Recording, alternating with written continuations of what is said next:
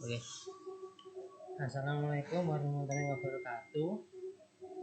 Perkenalkan, nama saya Muhammad Islah, mahasiswa baru Teknik Elektro Universitas Muhammadiyah Surabaya. Di sini saya akan mewawancarai dengan saudara. Ya, nama saya Ahmad Najibul Firdaus. Saya tinggal di Jalan Sidosemu Indah 3 nomor 13 Surabaya. Di sini saya akan menanyai Mas. Pertanyaan pertama, kalau saudara Najibul Firdaus jadi presiden, apa yang akan dilakukan? Ya. Monggo. Jikalau saya menjadi presiden, yang akan saya lakukan adalah dengan membuat negara ini menjadi negara swasembada. Kita bisa tiru negara-negara adidaya yang mereka sanggup berdiri sendiri tanpa bantuan dari negara lain, karena sebenarnya Indonesia ini negara kaya, jadi sebenarnya banyak sumber daya dari Indonesia yang bisa dimanfaatkan dengan maksimal. Tidak harus impor karena kita semua sudah punya apa yang kita butuhkan. Dengan mengubah hal seperti itu, maka otomatis kita tidak butuh kepada negara lain dan kita bisa menjadi negara yang besar sendiri, karena negara-negara besar pun melihat Indonesia adalah sebagai macan Asia yang tertidur yang sudah saatnya kita bangunkan. Dan yang kedua, saya akan mengubah hukum di negeri ini menjadi lebih baik, di mana yang kita rasakan saat ini hukum masih bisa dibeli, hukum masih sangat gampang sekali untuk dicairkan. Istilahnya, hukum masih banyak dipermainkan di kalangan atas, sedangkan hukum selalu mencekik di kalangan bawah. Hal ini yang perlu diperhatikan, sehingga hukum harus diubah dari yang awalnya seperti itu menjadi tajam di seluruh sisi, agar tercipta dan teraplikasi sila kelima Pancasila, yakni keadilan sosial bagi seluruh Indonesia, sehingga seluruh lapisan masyarakat bangsa Indonesia dapat merasakan keadilan dengan seadil-adilnya. Oke. Pertanyaan yang kedua, apa pesan yang ingin disampaikan kepada saudara, kepada Bapak Joko Widodo ini? Ya. Jadi saya punya beberapa pesan untuk presiden. Yang pertama, bahwasanya yang namanya pemimpin itu harus punya prinsip. Di dalam Islam kita mengenal 4 sifat kepemimpinan yang dicontohkan oleh Nabi. Yang pertama itu siddiq, yang kedua amanah, tabligh, fatonah. Siddiq itu jujur, amanah itu dapat dipercaya, tabligh itu menyampaikan, artinya transparan, fatonah itu cerdas, selalu berhasil untuk mengatasi masalah. Jadi yang namanya pemimpin itu harus punya 4 aspek tersebut, baik presiden maupun menteri-menterinya, maupun DPR-nya, DPD-nya, DPRD-nya, MPR-nya, semua harus punya 4 sifat tersebut dalam Islam.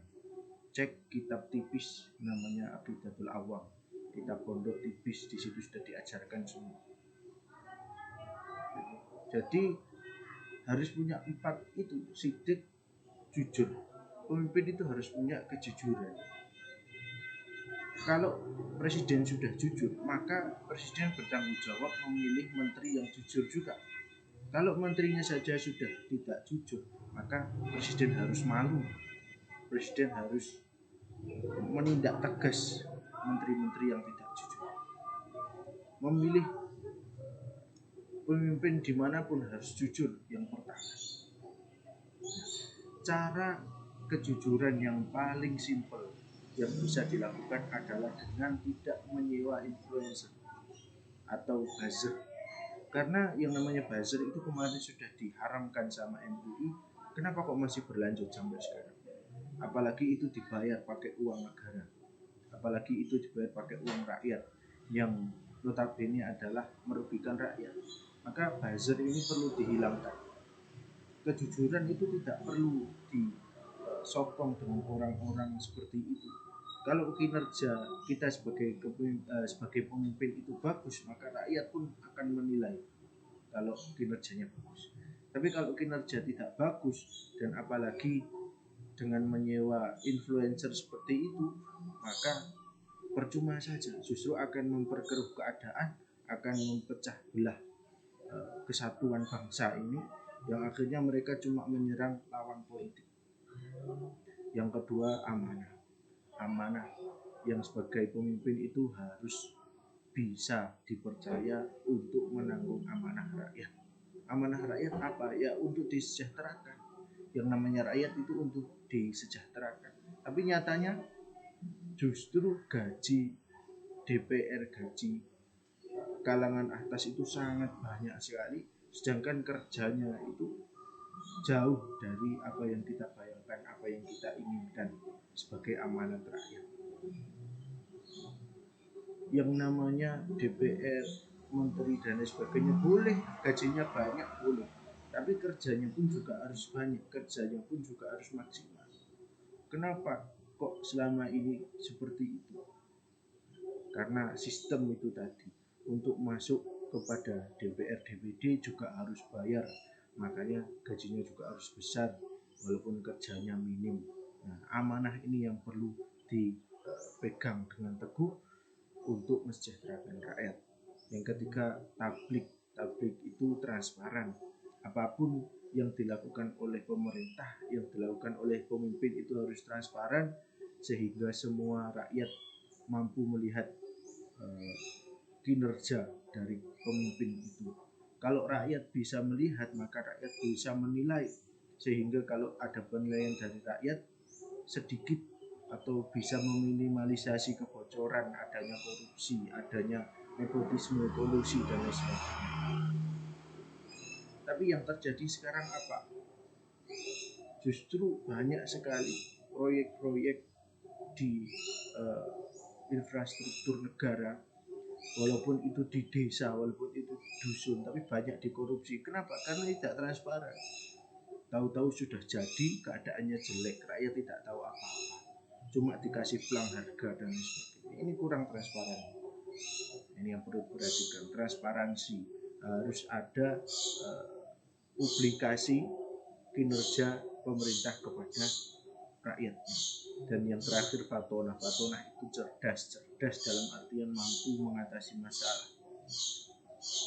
masalah pasti akan terjadi dan terjadi terus. Orang yang cerdas itu orang yang mampu mengatasi masalah.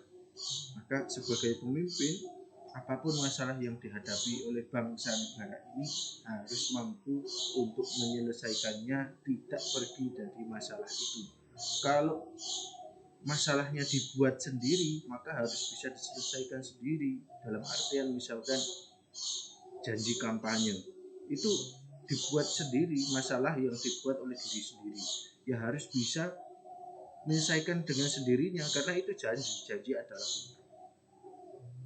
Kemudian masalah-masalah kebangsaan seperti perpecahan, seperti wabah seperti sekarang ini juga harus bisa diselesaikan apapun caranya dengan kecerdasan otaknya pemimpin ini. Maka kalau tidak bisa menyelesaikan masalah bangsa, belum bisa dikatakan cerdas. Maka ada 4 aspek itu: sidik, jujur, 2 amanah, bisa dipercaya, 3 tablik, menyampaikan artian transparan, kemudian yang keempat adalah Fatonah, cerdas, mampu menyelesaikan masalah kebangsaan. Seperti itu. Baik, terima kasih saudara Firdaus atas waktunya. Assalamualaikum warahmatullahi wabarakatuh.